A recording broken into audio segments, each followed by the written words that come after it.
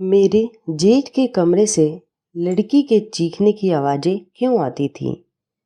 मैंने पहली बार वो दिल दहलाने वाली चीखों की आवाज़ें सुनी तो मैं बुरी तरह घबरा गई थी।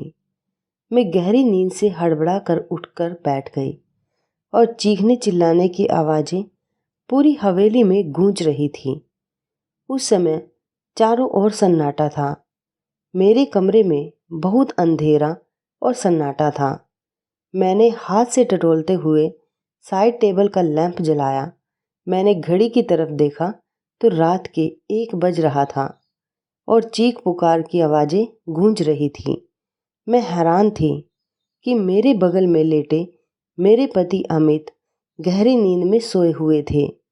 इतने शोर में उन्हें नींद कैसे आ सकती थी? कल ही तो मैं अमित की दुल्हन बनकर इस घर में आई थी। मेरी शादी बड़ी धूमधाम से अमित से हुई थी। मैं बहुत अमीर खानदान की बहू बनी थी। मैं भी एक अमीर खानदान से ही थी। मेरे सास ससुर कब के मर चुके थे। जेठ जी बहुत ही देख रेख वाले इंसान थे। मैं उनके व्यवहार को अच्छी तरह से जानती थी। मेरी अमित से लव मैरिज थी।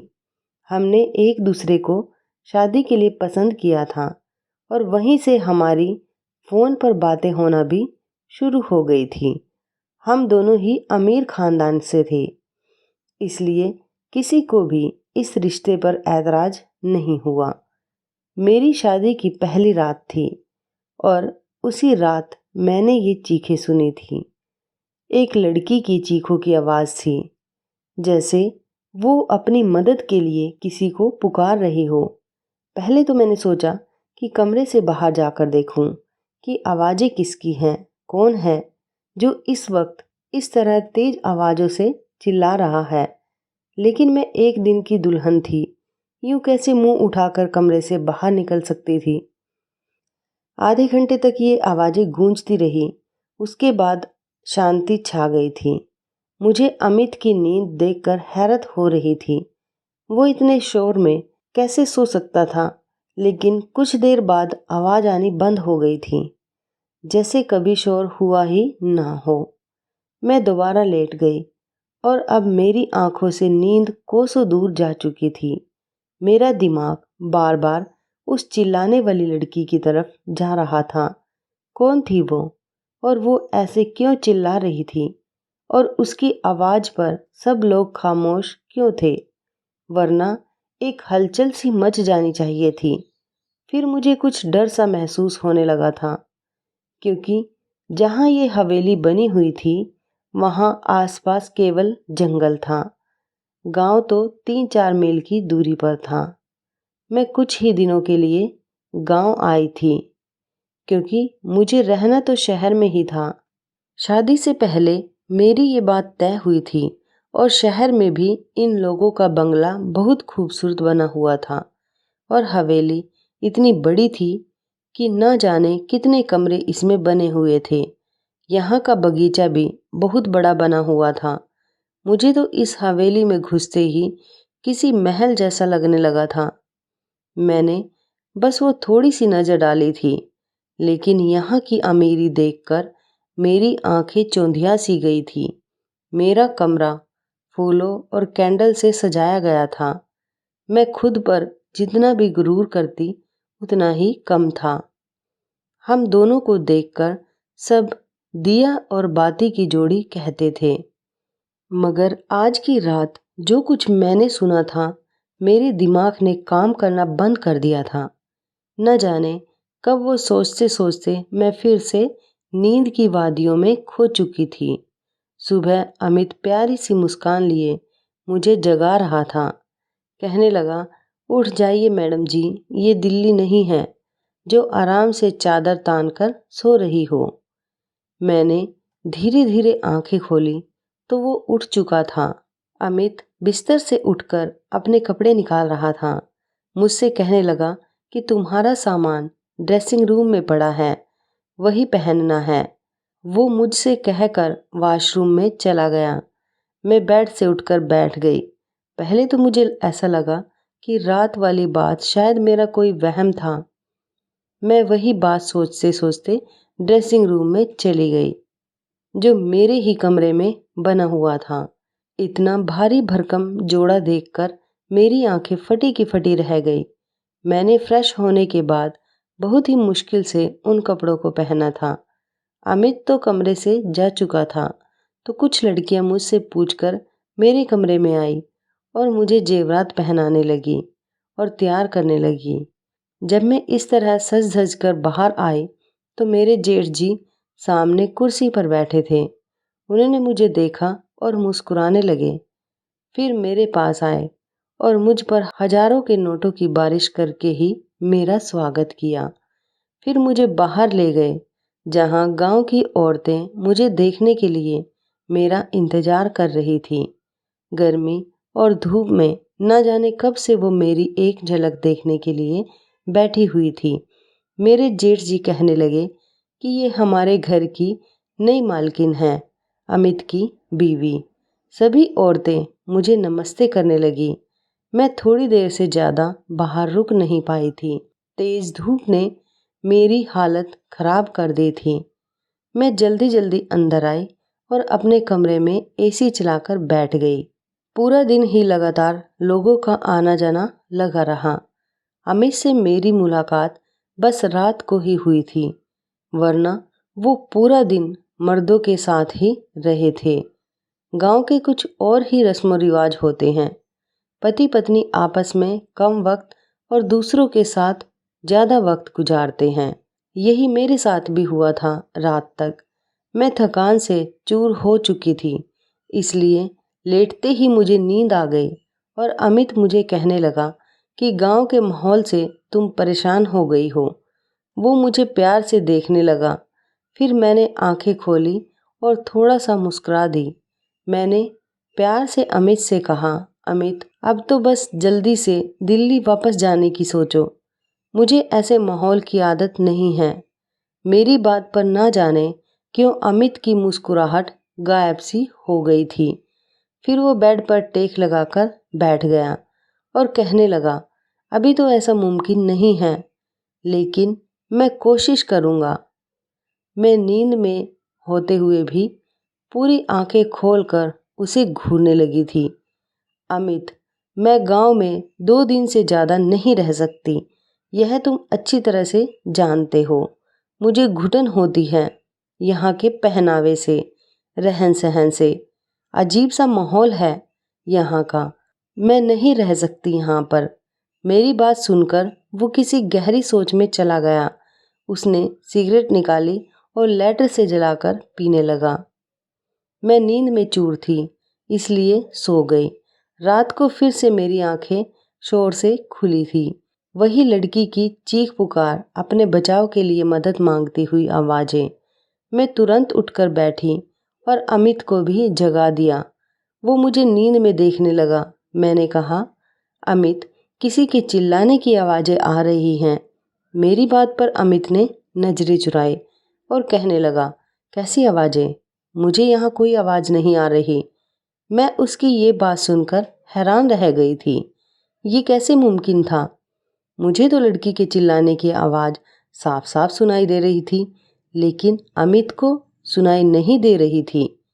मैंने हैरत से अमित की तरफ देखा। मैंने कहा कि ये लड़की की आवाज़ तुम्हें नहीं सुनाई दे रही? वो कहने लगा, नहीं, मुझे कोई भी आवाज़ सुनाई नहीं दे रही। मुझे नींद आ रही है, मुझे परेशान मत करो। यह कहकर वो फिर से सो चुका था और मेरा डर के मारे बुरा हाल था। क्या ये आवाज़ सिर्फ मुझे ही सुनाई दे रही थी? इसका मतलब कोई भूत प्रेत? ये सोचकर ही मैं कांपने लगी थी। डर की वजह से मैं अमित से चिपककर लेट गई। मेरा दिल जोर जोर से धड़क रहा था। अब तो मुझे इस हवेली में एक दिन भी नहीं रुकना था। मुझे तो भूतों से बहुत डर लगता था। अगली सुबह ही मैंने अमित से शहर जाने की जिद की। मैंने कहा, मुझे वापस दिल्ली जाना है। मुझे डर महसूस होता है। मुझे 2 दिन से यहाँ किसी के चिल्लाने की आवाज़ें सुनाई देती हैं, जैसे कोई लड़की मदद के लिए पुकार रही हो। मैं यहाँ नहीं रह सकती। डर की वजह से ऐसा लग रहा है जैसे मैं अभी के अभी रो दूंगी। और अमित तो मुझे ध्यान से देख रहा था। वो बार बार मुझसे नजरें चुरा रहा था। वो मुझसे कहने लगा, बरसों से इस हवेली में ऐसे ही साए हैं। किसी किसी को ऐसी आवाज़ें सुनाई भी देती हैं जैसे तुम्हें सुनाई दे रही हैं, लेकिन उन्होंने कभी भी हमें नुकसान नहीं पहुंचाया। वरना क्या मेरी भाभी यहाँ रह सकती थी? मुझे अमित की किसी भी बात से चैन नहीं मिल रहा था। मुझे बस दिल्ली जाने का इंतज़ार था। सुबह नाश्ते का वक्त हुआ तो मेरे जेठ जी अब मुझसे पूछने लगे कि तुम दिल्ली वापस कब जा रहे हो। यह सुनकर अमित का चाय का कप हाथ में ही रह गया, लेकिन मैं दिल ही दिल में खुश थी कि किसी को तो हमें गांव से दिल्ली भेजने का ख्याल आया। अमित ने कहा, भाई जैसा आपका आदेश। अमित ने बहुत ही मुश्किल से ये बात कही थी। वो अपने बड़े भाई से बहुत डरता था। जेठ जी कहने लगे, आज शाम तक तुम दिल्ली जाने की तैयारियां करो, वहाँ के काम देखो जाकर। मैं तो खुशी के मारे फूली नहीं समा रही थी। मैंने जल्दी से चाय खत्म की और कुर्सी पीछे खिसकाकर खड़ी हो गई तो मेरे जेठ जी मुझसे कहने लगे, बहू आज तुमने नाश्ता ठीक से क्यों नहीं किया? मैंने कहा, मुझे अपनी और अमित की पैकिंग भी करनी है। शाम तक जाना है तो टाइम लग जाएगा। मेरी बात सुनकर जेठ जी अमित को घूरने लगे और कहने लगे, तुमने बहू को ये नहीं बताया कि अब वो यहीं रहेगी? यह सुनकर मेरे दिल को एक धक्का सा लगा और मैं आश्चर्य से अमित की तरफ देखने लगी। वो कहने लगा, मैं भूल गया था भाई। मेरे जेठ जी फिर मुझसे कहने लगे, बेटा तुम अब हमारी इज्जत हो और हमारे घर की औरतें हवेली से बाहर कदम नहीं रखती, तो तुम अब यहीं रहोगी। दिल्ली अमित जाएगा। ये सुनकर तो मैं दंग रह गई थी कि अमित ने पहले ये बात मुझे क्यों नहीं बताई। उसने तो यही कहा था कि कुछ वक्त तो मुझे गांव में रहना पड़ेगा, फिर वो मुझे अपने साथ दिल्ली ले जाएगा। मैं गुस्से की वजह से उठकर कमरे में चली गई। मुझसे झूठ बोला गया था। कुछ देर बाद ही अमित कमरे में आया। अमित को देखकर मैं रोने लगी। मैंने अमित से कहा, मुझे इस भूत बंगले में नहीं रहना। तुमने मुझसे झूठ कहा था कि हम दिल्ली में रहेंगे। तुम अपने भाई से जाकर कह दो कि हमें यहाँ नहीं रहना। मेरी बात सुनकर वो मेरे पास आकर बैठ गया और बहुत ही प्यार से बोला, मैं तुम्हें अभी दिल्ली नहीं ले जा सकता। बस तुम कुछ महीने यहाँ रह लो, वैसे ही रहो जैसे यहाँ की औरतें रहती हैं, फिर मैं तुम्हें दिल्ली लेकर जाऊँगा। मैंने कहा, मैं तुम्हारे बिना यहाँ नहीं रहूँगी। रात के वक्त वो चीखों की आवाज़ मेरी जान निकाल देंगी। मुझे बहुत डर लगता है। वो मुझसे कहने लगा, तुम चीखों पर ध्यान मत दो। वो जो भी है तुम्हें कुछ नहीं करेंगी, ये मैं तुम्हें वादा करता हूँ। तुम बस अपना कमरा लॉक रखना और रात को बिल्कुल भी बाहर मत निकलना। अमित की बातों ने मुझे और भी ज़्यादा डरा दिया था। मैंने कहा, मैं अकेली रात को इस कमरे में नहीं सो सकती। अमित कुछ देर तक तो कुछ सोचता रहा, फिर कहने लगा कि ठीक है, मैं भाई से कहकर एक नौकरानी का इंतजाम करवा दूंगा। वो तुम्हारे साथ इस कमरे में सो जाया करेगी, लेकिन तुम बस ये कोशिश करना कि भाई को तुमसे कोई शिकायत ना हो। मैंने उसकी बात पर सर हिला दिया। अमित शाम को दिल्ली के लिए निकल चुका था और मैं अकेली रह गई। रात को मेरे साथ एक नौकरानी मेरे कमरे में सोने लगी थी। वो ज़मीन पर अपना बिस्तर बिछाती थी और लेट जाती थी। रात को जब वो चीखों की आवाज़ें आती तो मेरी आंखें खुल जाती थी। मैंने महसूस किया था कि जिस वक्त वो चीखों की आवाज़ें आती हैं, वो नौकरानी भी करवटें बदलती रहती थी। मुझे ये शक होने लगा था कि शायद यह भी उन आवाज़ों को सुन सकती है। कई बार मैंने उस नौकरानी से चीखों के बारे में पूछा तो उसके चेहरे का रंग उड़ जाता था और वो डर जाती थी। फिर ना मैं सर हिलाने लगती और कहने लगती, मैंने तो ऐसी कोई आवाज़ नहीं सुनी। मैंने उसके डर से यह तो अंदाज़ा लगा लिया था कि बात कुछ और ही है, इसलिए उससे कहा कि मैं जानती हूँ कि आवाज़ें तो तुम्हें भी सुनाई देती हैं, मेरी बात सुनकर वो मेरे सामने हाथ जोड़ने लगी और कहने लगी, इस बात का जिक्र हवेली में किसी से ना करना, वरना बहुत बुरा होगा। उस नौकरानी की बात को सुनकर मुझे जानने की उत्सुकता होने लगी कि आखिर मालूम भी तो हो कि ये सारा माजरा क्या है। मैंने रात को जब वो चीखों की आवाज़ सुनी तो ये ठान लिया कि सच्चाई क्या है इसका पता लगाकर ही रहूंगी, क्योंकि कहीं ना कहीं तो मुझे यकीन हो चुका था कि ये मामला भूत प्रेत का नहीं है। रात को चिल्लाने की आवाज़ें सुनकर मैं उठ खड़ी हो गई और दबे पांव अपने कमरे के दरवाजे के पास आई और धीरे से दरवाज़ा खोला। मुझे वो आवाज़ें ऊपर की मंजिल से आ रही थी। मैं धीरे धीरे से चलती गई, ऊपर चढ़ गई। वहाँ से आवाज़ें मुझे और भी नज़दीक से सुनाई देने लगी थी। जब मैं उन आवाज़ों का पीछा करते हुए आगे बढ़ी तो सामने एक कमरे को देखकर मेरे होश उड़ गए। वो तो मेरे जेठ जी का कमरा था, जहाँ से लड़की की चीखों की आवाज़ें आ रही थीं। मेरे चेहरे का रंग उड़ चुका था। मैं वापस नीचे आ गई और अपने कमरे में आकर अपनी बढ़ती दिल की धड़कनों पर काबू पाने लगी। प्रताप यानी कि मेरे जेठ जी के कमरे से आ रही थी ये आवाज़ें। सुनकर मैं ये सोच भी नहीं सकती थी कि वो ऐसे भी हो सकते हैं। उनकी पत्नी भी जिंदा नहीं थी, ना ही उन्होंने दूसरी शादी की थी। दुनिया के सामने वो कितने बड़े संस्कारों वाले थे। फिर वो आवाज़ें। मैं खुद से ही बातें करने लगी। मेरे दिल में उनकी बहुत इज्जत थी। मैं उनके बारे में इस तरह से सोच भी नहीं सकती थी। मेरी आंखों से आंसू बहने लगे। मैं अपने बेड पर बैठकर रोने लगी। मेरे जेठ जी और औरतों के साथ? नहीं नहीं, ऐसा कैसे हो सकता है? गांव वाले तो उनकी बहुत इज्जत करते हैं। फिर ये सब क्या था? ये उनका कौन सा रूप था जो आज मैंने अपनी आंखों से देखा था? मैंने पूरी रात रोते जागते काट ली, क्योंकि मैं उनके बारे में ऐसा सोच भी नहीं सकती थी। सुबह नाश्ते पर वो उसी तरह बैठे थे। मेरी आंखें देखकर चाय पीते हुए कहने लगे, अमित ने फ़ोन पर बात नहीं की मेरी बहू से, तभी तो रो रो के आंखें सुझा ली हैं। उनकी बात पर मैंने कोई जवाब नहीं दिया। मैं खुद ही मुस्कुराने लगी।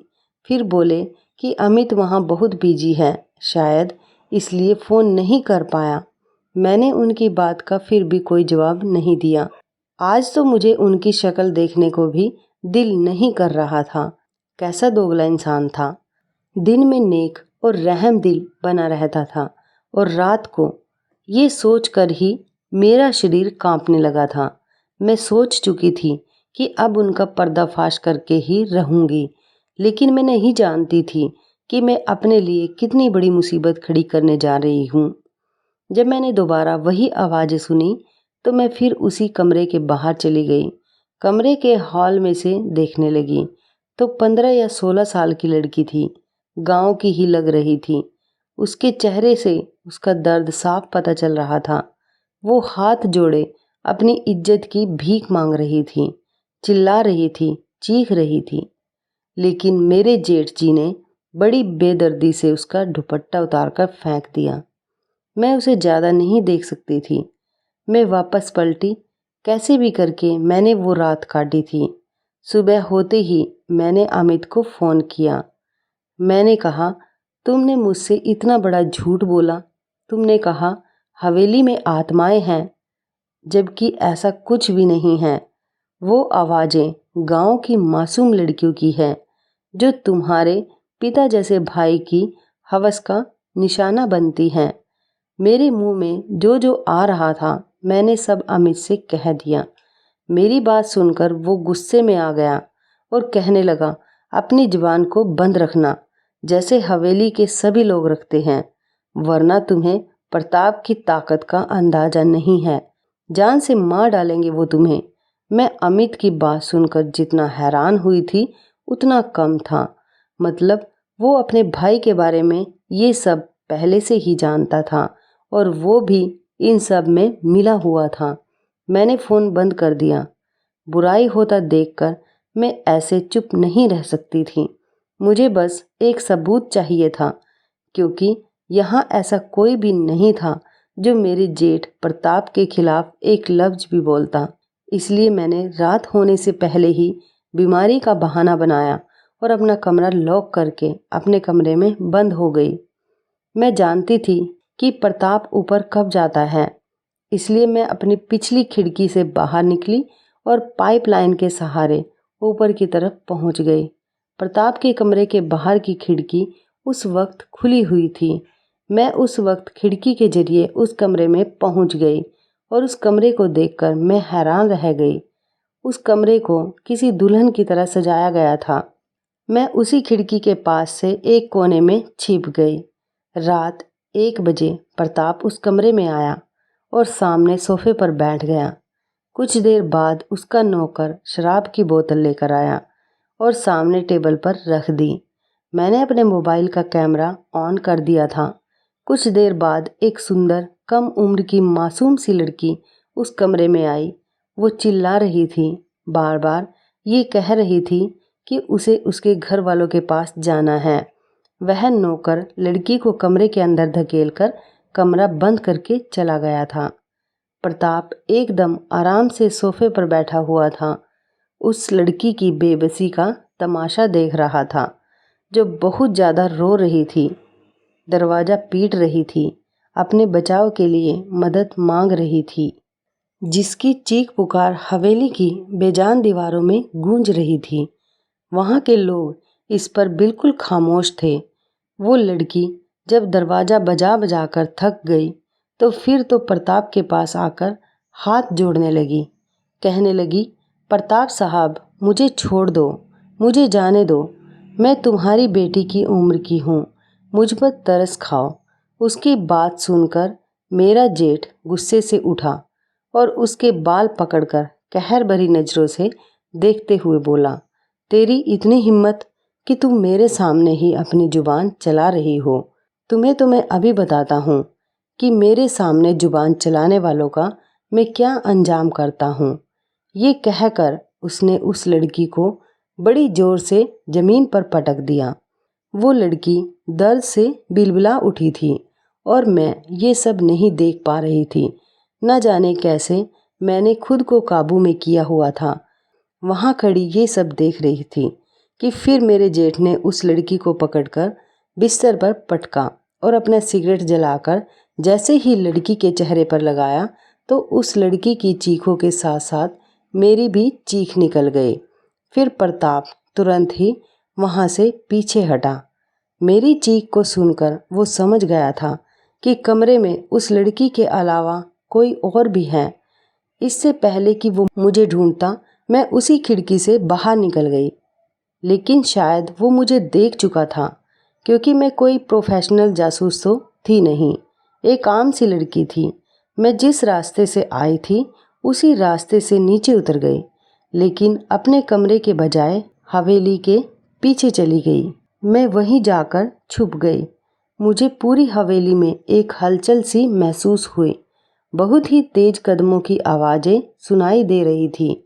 मैं एक घनी झाड़ी में छुप गई थी। बहुत से नौकर टॉर्च जलाकर मुझे ढूंढ रहे थे। मैं तो सांस लेना ही भूल गई थी। मुझे डर था कि अब मैं पकड़ी जाऊंगी। कुछ देर बाद नौकर वहां से चले गए। उनके जाते ही मैंने सुकून की सांस ली। मैं एक बड़े से पेड़ पर चढ़ने लगी, जो इस हवेली की दीवार से चिपका हुआ था। उस पेड़ पर चढ़कर मैंने दीवार से दूसरी तरफ देखा तो वहाँ एक घना जंगल था। मैं वहाँ से कूद गई। मैं नहीं जानती थी कि मैं उस जंगल को पार करने के बाद कहाँ पहुँच जाऊंगी, लेकिन मैं लगातार भाग रही थी। सुबह तक मैं भागती रही। जैसे ही हल्की हल्की रोशनी हुई मैं सड़क पर पहुँच चुकी थी। उसी वक्त एक बस दिल्ली जाने के लिए वहाँ से गुजर रही थी। मैं उस बस में बैठ गई। पूरे रास्ते भर मैंने अपना चेहरा दुपट्टे से छुपा रखा था। दिल्ली पहुँचते ही मैं अपने पापा के दोस्त, जो कि आईपीएस अफसर थे, उन्हें ये वीडियो दिखा दी। मेरी वजह से उस गांव में इस घिनौने खेल का किस्सा खत्म हुआ था। प्रताप के साथ साथ अमित भी पकड़ा गया था। वो लोग गांव की कम उम्र की लड़कियों के साथ गलत काम करते थे, उन्हें दूसरे देश भेजते थे और कुछ को तो मार देते थे। और मेरे पति दिल्ली में वही काम करते थे, इसलिए मुझे अपने साथ ले जाकर नहीं रहना चाहते थे। मैंने अब अमित से तलाक ले लिया था, क्योंकि मैं ऐसे शख्स के साथ ज़िंदगी नहीं गुजार सकती थी। मुझे खुशी थी कि मेरी वजह से बहुत सी लड़कियां बच गई थी। दोस्तों, आपकी क्या राय है अमित की बीवी के बारे में? क्या उसने अपने पति और जेठ के खिलाफ जाकर सही किया? आप अपनी राय हमें कमेंट बॉक्स में ज़रूर बताएं।